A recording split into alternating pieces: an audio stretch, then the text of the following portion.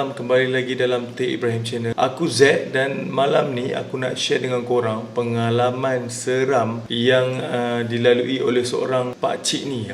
Terus terang aku cakap pakcik ni adalah kenalan aku yang berasal daripada Kuala Kangsar. Minggu lepas kebetulan aku ada bertemu dengan dia ketika aku pergi menjala ikan. Aku ni buat masa sekarang aku memang hobi aku di masa lapang ialah pergi menjala. Dulu aku pergi mancing, sekarang aku pergi menjala. So kebetulan minggu lepas aku pergi ke Kuala Kangsar dan bertemu dengan seorang pakcik ni di Kuala Kangsar. Dan kita sempat borak-borak lah kan. Dalam masa yang sama aku sempatlah bertanyakan pengalaman misteri ataupun pengalaman mistik yang dia pernah lalui sepanjang kerjaya dia menjala ikan dekat kampung tu. Okey, dipendekkan cerita, pakcik ni nama dia Pakcik Yusof. Dia tinggal dekat area Kati, tak silap aku. Kati lah kot. Kati lah tempat aku pergi menjala tu, dekat Kati. Okey, kawasan Kati tu dia berdekatan lah kalau kau nak pergi ke Sungai Perak tu kan. So Pakcik Yusof ni dia pergi menjala di kawasan Sungai Perak. So Pakcik Yusof ni dah lama tau dia duduk dekat Sungai Perak ni, lebih daripada 30 tahun. Dan rutin dia memang dia pergi menjala lah, orang kata, untuk mencari rezeki untuk keluarga beliau. Okey, Pak Yusof ni sepanjang dia menjala ikan ni dah macam-macam pengalaman seram yang dah dilalui.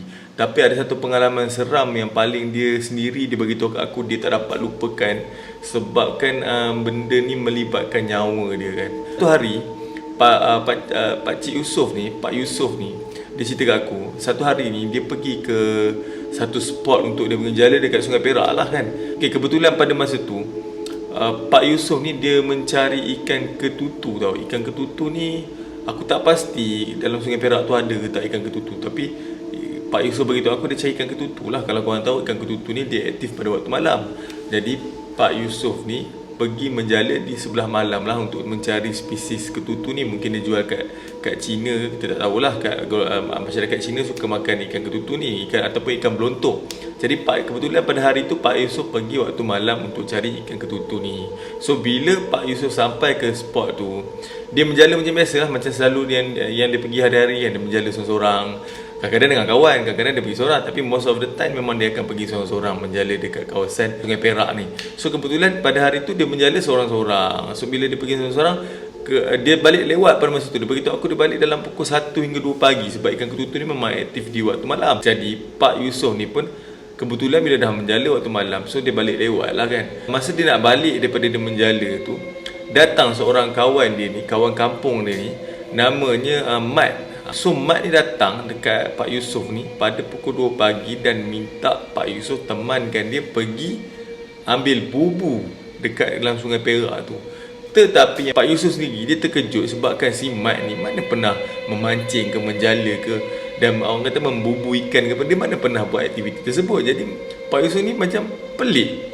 Kenapa pula tiba-tiba si Mat ni datang nak minta temankan dia pergi mengambil bubu, ambil bubu tu kan. Masa tu Pak Yusof dah pelik lah, kenapa kawan aku yang tak minat buat benda-benda tu tiba-tiba nak pergi ambil bubu, bila masa pula dia belajar membubu ikan kan. Tapi disebabkan kawan kan, Pak Yusof pun ikutlah dia pergi mengambil bubu tersebut.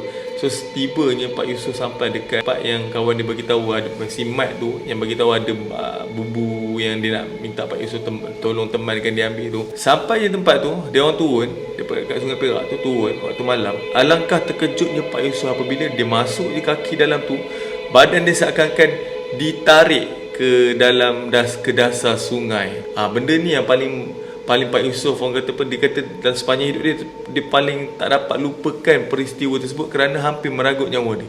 Badan dia ditarik ke dalam sungai, seakan-akan ada benda yang ditarik. Dan dia masa tu dia cari Mat ni tau, tapi Mat ni dah tak ada kat situ. Okey, masa Pak Yusof ditarik dalam sungai, terkejut sehingga kan dia tak tahu yang dia ni, orang kata yelah dalam keadaan bahaya satu hal.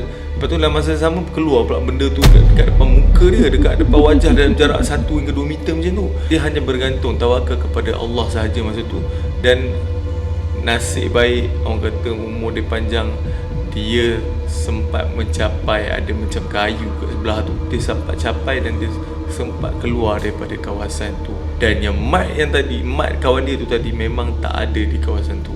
Barulah Pak Yusof sedar yang sebenarnya dia ni dah telah diganggu ataupun mungkin hantu air yang telah bawa dia ke situ. Moral of the story-nya ialah janganlah pergi menjala di waktu malam di kawasan senyap, tak ada teman. Masa tu orang kata syaitan dan iblis ni akan cuba menyesatkan kita, ataupun macam Pak Yusof lalui itulah, akan jadi benda-benda macam tu yang boleh meragut nyawa. Kita tak tahu, Wallahualam. Jadi kepada abang-abang kat luar sana, kalau nak pergi menjala, nak menangkap ikan ke apa, make sure janganlah orang kata apa sampai tahap membahayakan diri sendiri. Kita tak tahu dekat luar sana, orang kata dekat sungai ke, dekat hutan ke, kita tak tahu bahaya apa yang mungkin merisikokan diri kita. Mungkin haiwan buas, kita tak tahu, ular sawa dan sebagainya. Okey, itu sajalah perkongsian pada hari ini. Aku pun sangat happy bila, bukanlah happy lah, aku rasa macam seronok kerana dapat Pak Yusof berkongsi cerita daripada aku, dan inilah cerita yang aku ceritakan pada korang pada malam ini. Okay guys, itu saja cerita yang aku nak kongsi pada korang. Teruskan support channel T Ibrahim dan jangan lupa like dan hit button subscribe kat bawah tu. Okay, selamat malam dan assalam.